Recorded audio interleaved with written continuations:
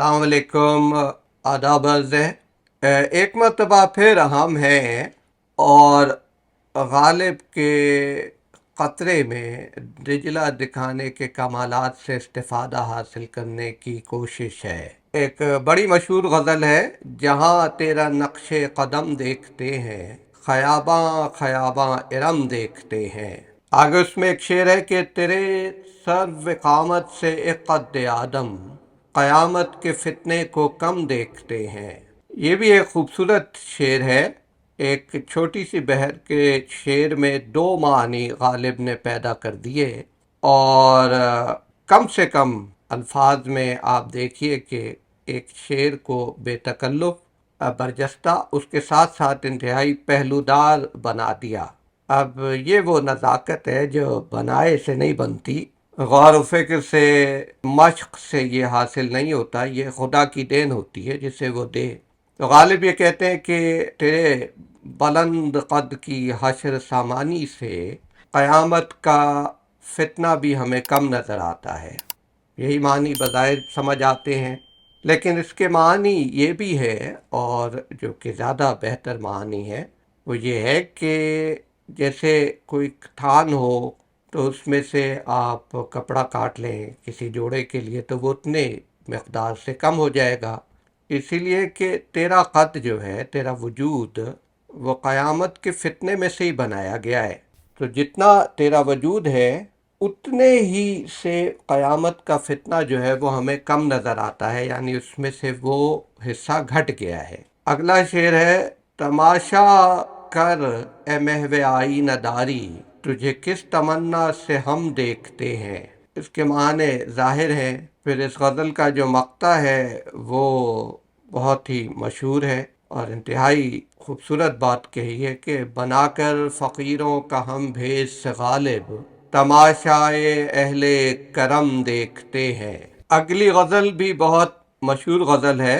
मिलती है खुए यार से नार इल्तिहाब में, काफिर हूँ गर न मिलती हो राहत अजाब में। तो इल्तिहाब कहते हैं शोलों का जो भड़कना होता है, क्रैकलिंग ऑफ फ्लेम्स। वो कहते हैं कि मुझे दोज़ख में डाल दिया गया, हर तरफ आग भड़क रही है, मगर ये तो अपने नेचर में, अपनी हैयत में मेरे महबूब की तबीयत और आदत से मिलती जुलती है, जिसकी मुझे आदत और मश्क हो गई थी। तो इसलिए जितना मुझे यहाँ पर अज़ाब होता है, उतनी ही मुझे राहत नसीब होती है, क्योंकि मुझे तो पहले ही से इसकी आदत हुई हुई थी। और अगर ये राहत मुझे ना नसीब हो, ना मिले, तो ये समझ लें कि मैं काफिर हो गया, क्योंकि दुनिया में जो मेरा अमल था उसका मुझ पे खातिर ख्वाह असर नहीं हुआ और मेरा ईमान जाता रहा। फिर कहते हैं, कब से हूँ क्या बताऊँ जहाने ख़राब में, शबहाए हिज्र को भी रखूँ गर हिसाब में, ता फिर ना इंतज़ार में नींद आए उम्र भर, आने का अहद कर गए आए जो ख्वाब में, कासिद के आते आते ख़त एक और लिख रखूँ, मैं जानता हूँ जो वो लिखेंगे जवाब में। ये भी बड़ा मानी ख़ेज़ शेर है। गालिब ये कहते हैं कि हमें मामलात इश्क़ में इतना तजर्बा है और अपने महबूब के हम इतने मिजाजदान हैं कि हमें पता है, तो वो तंज़ करते हैं। वो ये कहते हैं कि इंतज़ार नहीं करते जवाब का। वो कहते हैं कि अब मैं जवाब आने से पहले, कासिद के आने से पहले एक और ख़त लिख के रख लेता हूँ, क्योंकि मुझे पता है वो तो कोई जवाब नहीं देंगे। तो गालिब का मतलब ये है कि मैं जानता हूँ कि वो जवाब में कुछ नहीं लिखेंगे, मगर मेरा मोहब्बत का ये तकाज़ा है कि कासिद के आने से पहले पहले मैं एक और ख़त लिख रखूँ और उसे फिर रवाना कर दूँ। एक और जगह गालिब ने कहा है कि ये जानता हूँ कि तू और पासिख मकतूब, मगर सितम ज़दा हूँ ज़ौक़ ख़ाम फ़रसा का। एक और जगह कहा है, ख़त लिखेंगे गरचे मतलब कुछ ना हो, हम तो आशिक़ हैं तुम्हारे नाम के। फिर एक और जगह कहते हैं कि दर्द दिल लिखूं कब तक, जाऊं उनको दिखला दूं, उंगलियां फिगार अपनी खामा खू चुका अपना। तो ये तमाम अशार हैं जिसमें एक ही नौइयत का मजमून مختلف اس کی مختلف صورتیں، مختلف جہتیں غالب نے بہت خوبی سے بیان کی ہیں۔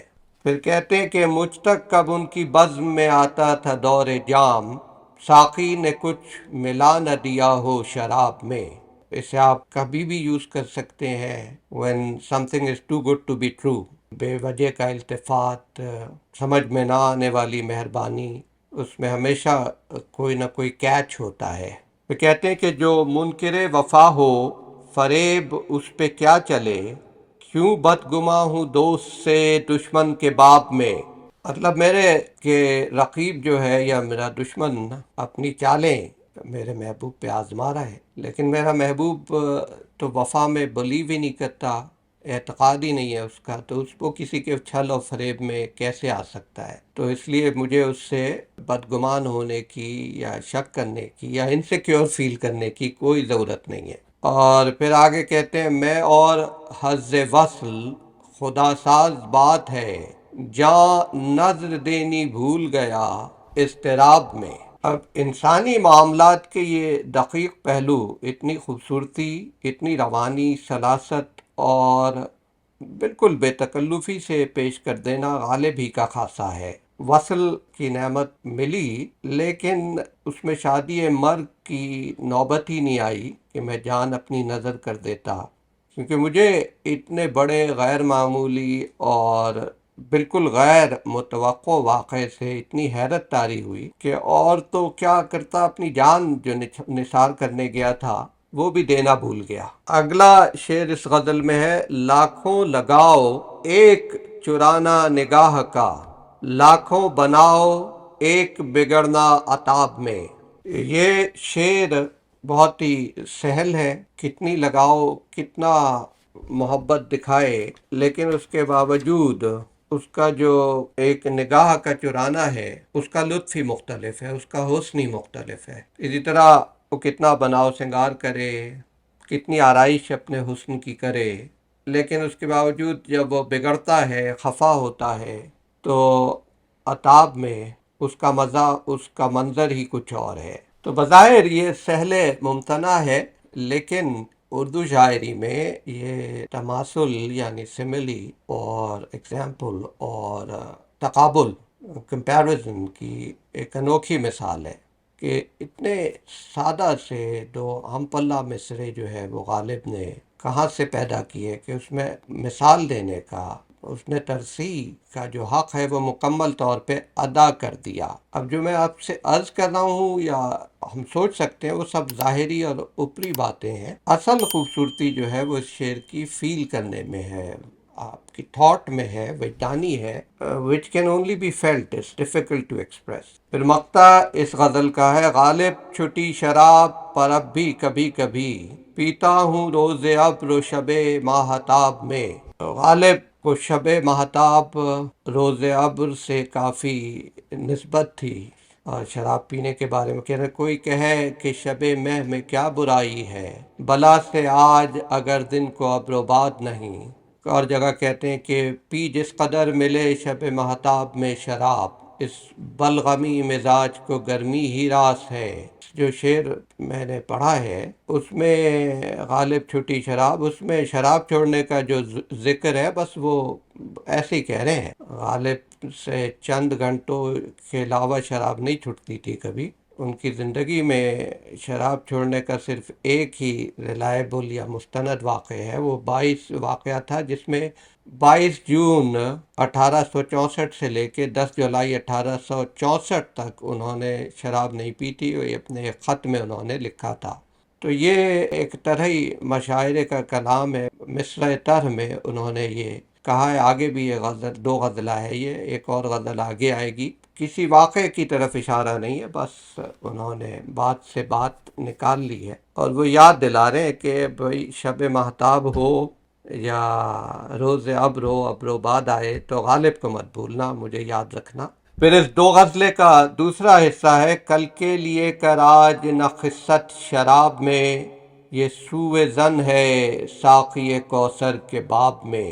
ہیں آج کیوں ذلیل کہ کل تک نہ تھی پسند، گستاخی فرشتہ ہماری جناب میں۔ یہ شرف انسانی کی طرف اشارہ کرتا ہے شعر۔ ہر انسان کو غالب یہ متوجہ کر رہے ہیں کہ دیکھو ہمارا مرتبہ فرشتوں سے بھی بالا تر تھا۔ یوم الست میں تو یعنی روز ازل فرشتوں کی بھی یہ مجال نہیں تھی کہ وہ ہمارے باب میں کوئی گستاخی کر سکیں۔ تو آج اگر ہم ذلیل ہو گئے، اپنے شرف سے گر گئے، تو اس کی وجہ ہے کہ ہماری حرکتیں ایسی ہیں۔ تو ہماری حرکات وہی ہونی چاہیے جن پہ فرشتوں کو بھی فخر ہو، اور ان اعمال سے ہمیں دستکش ہونا چاہیے، دستبردار، جن کی وجہ سے یہ ذلت ہمارا نصیب بنتی ہے۔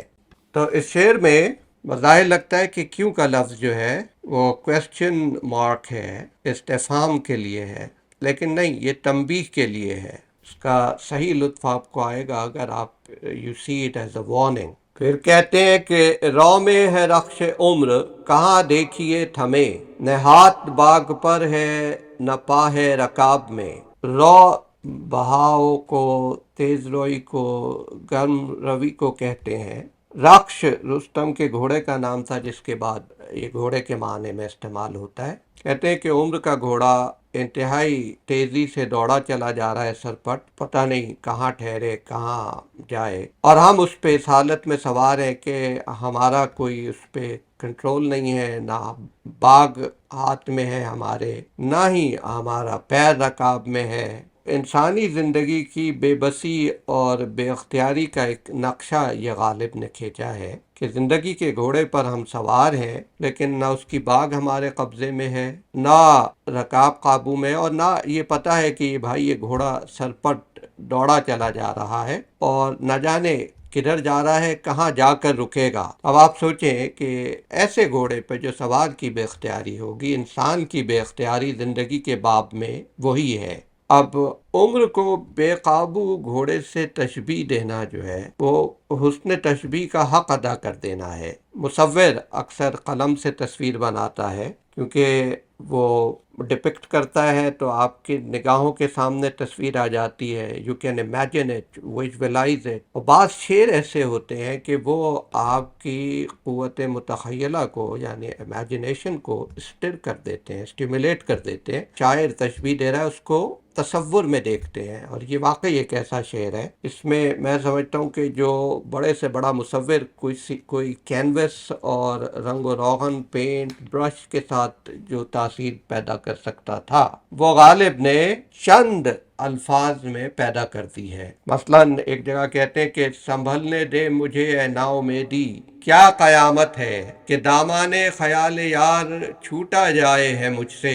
اب آپ دیکھیں کہ ہاؤ اٹ اسٹلز یور امیجنیشن۔ یہ غالب کا آپ کے ذہن میں خیال آتا ہے، دامن آتا ہے، اس کا چھوڑنا آتا ہے، ہاتھ سے نکل جانا آتا ہے، بے بسی آتی ہے۔ اسی طرح یہ شعر ہے کہ عمر کا سرپٹ دوڑتا ہوا گھوڑا، نہ اس کی سمت معلوم نہ انتہا معلوم، نہ ہم یہ کہہ سکتے ہیں کہ ہم اس کے مکمل اختیار میں ہیں، کنٹرول میں ہیں۔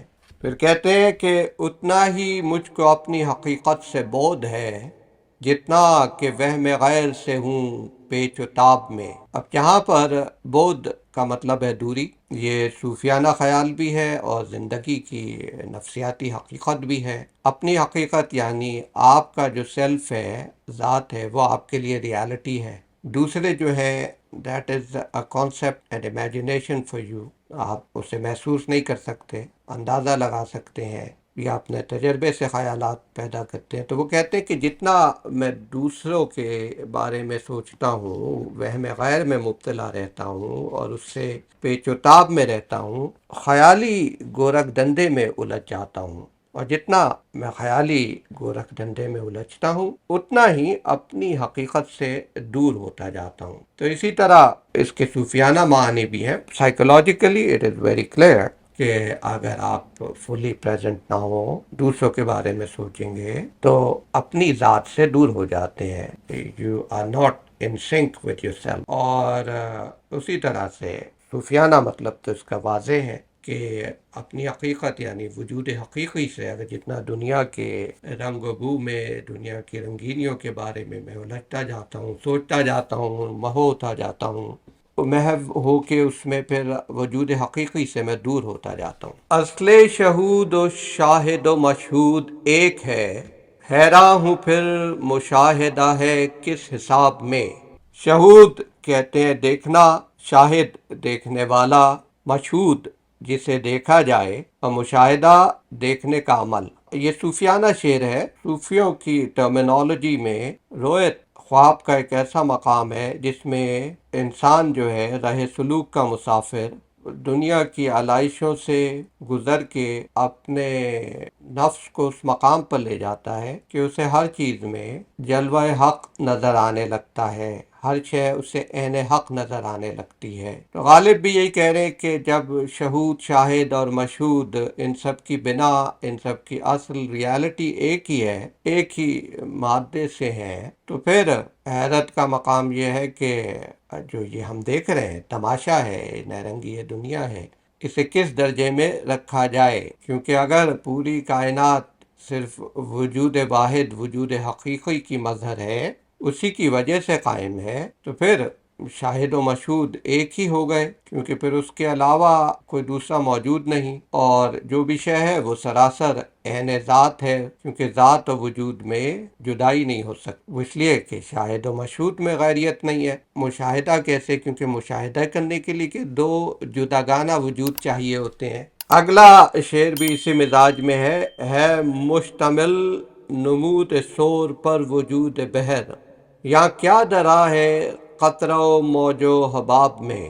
مشتمل مطلب comprised آف، نمود ظہور، اپیرنس، ایگزسٹنس، سور صورت کی جمع ہے، اور بلبلہ حباب میں، تو وہ کہتے ہیں کہ یہ قطرہ، بلبلہ، موج، ان کے ہیچ و ناچیز ہونے کے لیے یہ بات کافی ہے کہ، اور بڑی بلاغت سے غالب نے کہا ہے، انتہائی بلاغت سے، کہ یہاں کیا دھرا ہے، یعنی یہ تمام تماشے کی اپنی کوئی ہستی نہیں ہے، یہ تو سمندر میں چند صورتیں ہیں جو عارضی طور پہ نمایاں ہو گئی ہیں، جیسے سمندر کی سطح پہ قطرے ابھرتے ہیں، موج ابھرتی ہے، ختم ہو جاتی ہے، بلبلے قائم ہوتے ہیں، ختم ہو جاتے ہیں، اور ان سب کی ہستی سمندر پر موقوف ہوتی ہے۔ اسی طرح غالب کہہ رہے ہیں کہ ایٹرنل ریالٹی جو ہے وہ صرف واجب الوجود ہے، یعنی گاڈ ہے، میک کریٹر ہے، اور اس کے سوا جو کچھ ہے وہ واجب ہے، وہ باقی جو ہے وہ امکان ہے، یعنی ممکنات ہے، ریلم آف پاسبلٹی، وہ اسی وقت تک ہے جب تک سمندر ہے، سمندر نہ ہو تو امکان بھی نہیں ہوگا، یہ تمام وجود، قطرہ اور موج اور بلبلہ، یہ سب فارغ ہو جائیں گے، ناپید ہو جائیں گے۔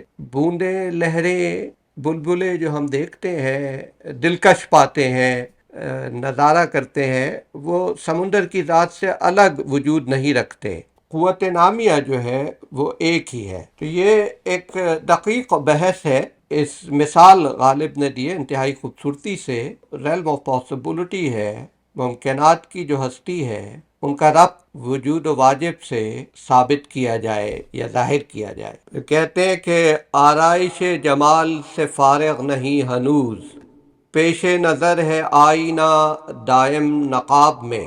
مجھے اقبال یاد آئے، یہ کائنات ابھی ناتمام ہے شاید، کہ آ رہی ہے دمادم صدائے کن فیکون۔ اسی طرح پروردگار جو موجودات کے نقاب میں پنہا ہے، برابر اس دنیا کو بنا رہا ہے، اپنی جمال آرائی کر رہا ہے، اور جب یہ عالم تکمیل کو پہنچ جائے گا، جیسے اقبال نے کہا ہے کہ جب کائنات تمام ہو جائے گی تو پھر نقاب الٹ دے گا، ابھی کسی نہ کسی چیز کی کمی ہے، سارے چیزیں آراستہ ہو رہی ہیں اور منتظر ہیں، کائنات کی تکمیل کا، اس کی آرائش کا سلسلہ جاری ہے، اور اسی طرح اس کا کائنات کا جو خالق ہے، یعنی جو وجود واجب ہے، وہ نقاب میں آئینہ سامنے رکھا ہوا ہے، یہ اس کی آرائش جمال ہے، جو ہر جگہ ہم مناظر دیکھتے ہیں، جیسے جگر نے کہا تھا کہ ہر لحظہ شان حسن بدلتی رہی جگر، ہر آن ہم جہان دگر دیکھتے رہے۔ تو یہ جہان دگر جو ہے اسی طرف اشارہ کر رہی ہے کہ ابھی وہ آرائش کائنات کر رہا ہے۔ غالب پھر کہتے ہیں کہ ہے غیب غیب جس کو سمجھتے ہیں ہم شہود، ہے خواب میں ہنوز جو جاگے ہیں خواب میں۔ تو کئی مرتبہ آپ کو علم ہے کہ ایسا ہوتا ہے کہ انسان خواب میں ہوتا ہے، لیکن اسے یہ لگتا ہے کہ وہ خواب دیکھ رہا تھا اور وہ جاگا ہے، آنکھ کھل گئی، لیکن وہ اس وقت پھر بھی خواب میں ہوتا ہے۔ تو جسے ہم شہود سمجھے ہوئے ہیں وہ ایسے ہے جیسے خواب دیکھنے والا خواب دیکھ رہا ہو، یہ سمجھ رہا ہو کہ وہ بیدار ہے، خواب میں وہ یہ دیکھ رہا ہے کہ وہ جاگ رہا ہے۔ غالب یہ کہتے ہیں کہ یہ نظر کا دھوکہ ہے، ہستی کے مت فریب میں آ جائیے وسط، یعنی جاگنے کا خواب دیکھنا بیداری کا عالم نہیں ہوتا، ایسا سمجھنا سراسر دھوکہ ہے۔ مرتبہ احدیت ذات باری تعالیٰ ہے، وہ عقل و ادراک، فہم، ہماری بصیرت سے ماورا ہے، وراء الورا ہے۔ جس کو ہم شہود سمجھے ہوئے ہیں یہ بھی خواب میں خواب کی کیفیت ہے یا خواب میں بیداری کی کیفیت ہے۔ ہم اپنے تئیں اپنے آپ کو بیدار سمجھتے ہیں، لیکن فی الحقیقت ہم پہ آشکار نہیں ہوئی، ہم ابھی خواب میں ہی ہیں۔ غالب سے پہلے غالباً یہ مثال میرے علم میں کسی نے نہیں دی، اور اس سے بہتر طریقے سے اس کو سمجھایا بھی نہیں جا سکتا۔ غالب کے اشعار کو پڑھنے کا لطف حاصل کرنے کا طریقہ یہ ہے کہ مجھ جیسا کوئی کجمج بیاں بے وضاحت انسان وہ اس کے معنی بیان کرے تو معنی سمجھ کے نہ رہ جائے، پھر جا کے وہ شعر پڑھے، پھر وہ آپ کی سمجھ آئے گا ہم کیا اور ہمارے معنی کیا۔ بات کو سمجھنے کا مزہ غالب ہی کی زبان ہی آئے گا۔ کہتے ہیں غالب ندیم دوست سے آتی ہے بوئے دوست، مشغول حق ہوں بندگی بو تراب میں، یعنی دوست کے دوست سے دوست ہی کی خوشبو آتی ہے۔ تو میں حضرت علی کی حمد و ثنا میں مصروف ہوں تو گویا خدا کی بندگی کر رہا ہوں۔ اگلی غزل مشہور ہے، حیراں ہوں دل کو روؤں کہ پیٹوں جگر کو میں، مقدور ہو تو ساتھ رکھوں نوحہ گر کو میں، جانا پڑا رقیب کے در پر ہزار بار، اے کاش جانتا نہ تیری راہ گزر کو میں، ہے کیا جو کس کے باندھیے میری بلا ڈرے، کیا جانتا نہیں ہوں تمہاری کمر کو میں۔ تو اب یہ آپ کہیں پہ بھی استعمال کر سکتے ہیں جہاں پر آپ کو کسی کی تھریٹ کا، دھمکی کا یا شو آف کوئی کر رہا ہو، تو وہ غالب کہہ رہے ہیں کہ بھائی تم جو کہہ رہے ہو کہ میں کمر کس لوں گا، تمہاری کمر ہے ہی کتنی سی جو مجھے ڈر لگے، میں جانتا ہوں، اس لیے کہہ رہے ہیں مطلب تمہاری اصلیت سے میں واقف ہوں، ہمیں مت ڈراؤ۔ لو وہ بھی کہتے ہیں کہ یہ بے ننگ و نام ہے، یہ جانتا اگر تو لٹاتا نہ گھر کو میں۔ فانی بدایونی یاد آئے کہ انہوں نے کہا کہ بہلا نہ دل نہ تیرگیے شام غم گئی، یہ جانتا تو آگ لگاتا نہ گھر کو میں۔ ہم مطلب شعر ہے، لیکن وہ بات کہاں مولوی مدن کی سی، یعنی غالب کی سی بات کہاں۔ یہ ایک لافانی شعر ہے غالب کا، اس میں عمومیت ہے اور دنیا میں مختلف سچویشنز پر، بہت سارے معاملات پر جہاں آپ نے قربانی دی، بہت کام آئے، بہت محنت کی کسی کے لیے، اور پھر انہی لوگوں کے ہاتھوں بے وقت اور ذلیل ہوئے، چاہے وہ قومی سطح پر ہو، ملک کی سطح پر ہو، خاندان کی یا فرد کی، ہر جگہ یہ استعمال ہو سکتا ہے۔ پھر کہتے ہیں کہ چلتا ہوں تھوڑی دور ہر ایک تیز رو کے ساتھ، پہچانتا نہیں ہوں ابھی راہ بر کو میں۔ یہ ایک انتہائی خوبصورت شعر ہے۔ اس مرتبے کے اشعار اردو کیا کسی بھی زبان کی شاعری میں بہت کم اس طرح کی آپ کو بیت یا اس طرح کا کپلیٹ یا اس طرح کا شعر ملے گا۔ مثال کے طور پہ پاکستان کی سیاسی صورتحال کو دیکھ لیں، علمی طور پہ کہتے ہیں کہ جو طالب حقیقی خدا کا طالب ہوتا ہے اسے ابتدا میں سچ کو جو ڈھونڈتا ہے، یہ مشکلات پیش آتی ہیں کہ ہر چیز سچ لگتی ہے، جس میں کوئی کرشمہ یا وجد و سما یا اچھا کلام دیکھتا ہے، سمجھتا ہے کہ وہی سچ بول رہا ہے، اس کے ہاتھ پہ بیعت کرنے کا ارادہ کرتا ہے، پھر کوئی اس سے بڑھ کر نظر آ جاتا ہے یا اس کی کوئی خامی نظر آ جاتی ہے، تو یہ اس تذبذب اور تزلزل کی صورتحال میں مبتلا رہتا ہے جب تک رہبر کو نہ پہچان لے۔ اب یہ ایک پہلو ہے۔ دوسرا پہلو یہ کہ زندگی کے ہر دائرے میں انسان جس شخص کو دوسروں کے مقابلے میں ذرا تیز رو چاہتا ہے، اس کا دامن اس امید پر تھام لیتا ہے کہ اس کے ذریعے سے وہ بھی منزل مقصود پر پہنچ جائے گا۔ تھوڑے فاصلے تک تو چلتا ہے، پھر پتہ لگتا ہے کہ بھائی منزل تو بہت دور ہے، یہ شخص جو تیز رو لگتا تھا یہ وہاں تک نہیں پہنچ پائے گا۔ پھر وہ کسی اور کا دامن تھام لیتا ہے یا کسی کے انتظار میں بیٹھ جاتا ہے، اور یہ کیفیت اس وقت تک جاری رہتی ہے جب تک اسے حقیقی رہنما اور راہبر کی پہچان نہ پیدا ہو جائے۔ اسی طرح آدمی بہت سارے پیشے اختیار کرتا ہے، یہاں تک کہ ایک روز اسے پتہ لگتا ہے کہ اس کا اصل انٹرسٹ، اس کی اصل صلاحیت یا اصل پیشن کیا ہے۔ اس سے پہلے وہ کئی چیزیں ٹرائی کر چکا ہوتا ہے۔ آپ دیکھیں ایک شعر سے غالب کے کتنے معانی پیدا ہوتے ہیں اور کتنی ساری سچویشنز پہ یہ اپلائی کرتا ہے۔ پھر یہ ہوتا ہے کہ لوگ سوئفٹ سیاسی طور پہ تیز رو یعنی بلند و بانگ دعوے کرنے والے سیاستدان ہوتے ہیں، ان کے دعووں کی حقیقت بعد میں کھلتی ہے۔ اسی طرح سے عام زندگی میں اسموتھ ٹاکرز، سوئفٹ ٹاکرز آپ کو ملتے ہیں، تو بہت سارے لوگ ہیں اپنا دماغ استعمال کرنے کے بجائے ان کا جو کانفیڈنس ہوتا ہے ان اسموتھ ٹاکرز میں، ان کے دماغ کو سوچنے کی صلاحیت سے بیگانہ کر دیتا ہے۔ وہ سمجھتے ہیں کہ یہ آدمی جو کہہ رہا ہے that a good guide for me, لیکن پھر کچھ دیر بعد انہیں مایوسی ہوتی ہے، حقیقت کو پہچان جاتے ہیں، اور یہ غلطی انسان بار بار کرتا ہے کیونکہ انہیں جینین لوگوں میں، جینین لیڈر میں کہ مکسٹرز میں فرق محسوس نہیں ہوتا یا معلوم نہیں ہوتا۔ اب یہاں پر ایک اور پہلو بھی غالب نے چھوڑا ہے، وہ آپ سوچ سکتے ہیں کہ کیا وجہ ہے کہ ذہین قابل لوگ جو ہیں بلند و بانگ دعوے کرنے والوں یا اسموتھ ٹاکرز کی اصلیت کو نہیں پہچان سکتے؟ کیا یہ ان کی لا علمی ہے؟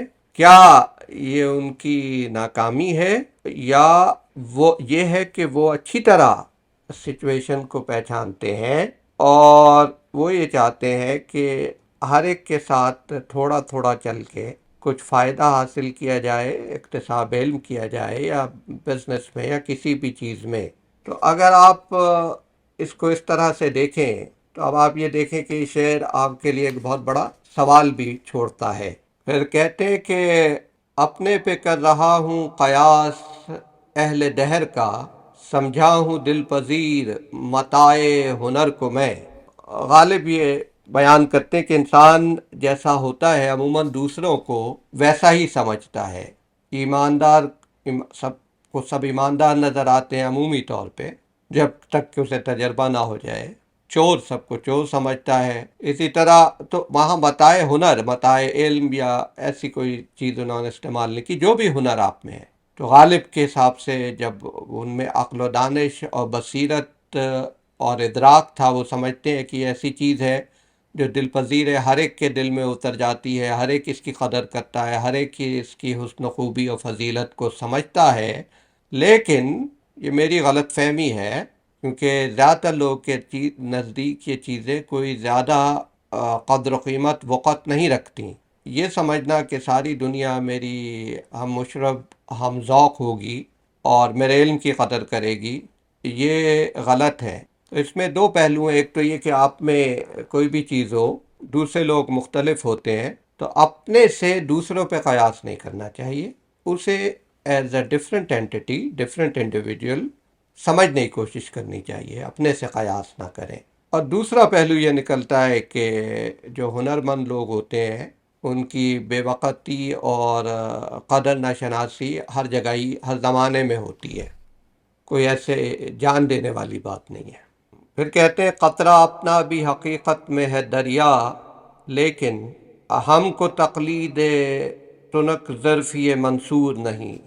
اب تنک ظرفی منصور کا مطلب یہ ہے کہ ظرف کا تنگ ہونا، تو منصور بن حلاج حسین ابن منصور کا یہاں پہ وہ ذکر کہہ رہے ہیں کہ اس نے اناء الحق کہہ دیا تھا، بات یہ کہ بھئی ہماری ہستی کا قطرہ بھی سمندر میں مل کر سمندر ہو چکا، ہم بھی فنا فی ذات ہو چکے، لیکن ہمارا ظرف منصور سے بڑا ہے، اتنا تنگ نہیں کہ چھلک جائے اور ہم اناء الحق کی گردان کرنے لگیں۔ ہم میں اس سے زیادہ صبر و ضبط ہے۔ پھر وہ کہتے ہیں کہ صاف دردی کش پیمانۂ جم ہے ہم لوگ، ہائے وہ بادہ کہ افسدہ انگور نہیں۔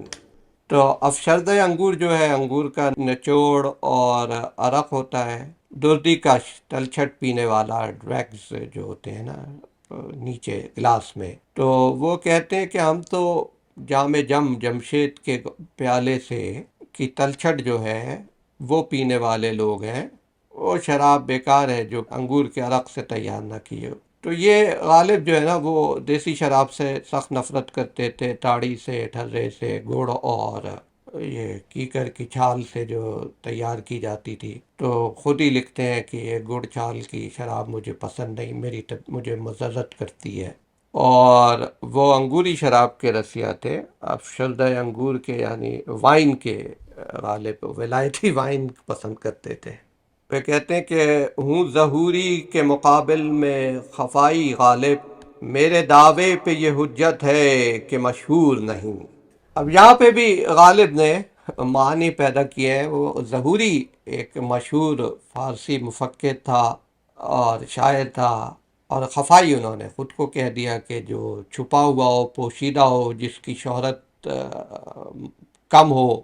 تو وہ غالب کہتے ہیں کہ میں خفائی ہونے کے باوجود ظہوری کی ٹکر کا ہوں، یعنی کوئی اگر مشہور ہو تو اس کا مطلب نہیں کہ وہ مجھ سے برتر ہے، میرے علم ادراک کی منزل بھی وہی ہے، صرف یہ ہے کہ مجھے وہ شہرت حاصل نہیں۔ تو اگر وہ ظہوری ہے، کوئی ظہوری ہے، زمانہ اس سے آشنا ہے، زمانہ مجھ سے آشنا نہیں ہے، لیکن پایا میرا بھی وہی ہے۔ تو یہ غالب کے کچھ اشعار تھے آج کے لیے۔ اب ہم اگلی نشست میں مزید اشعار کے ساتھ پھر حاضر ہوں گے۔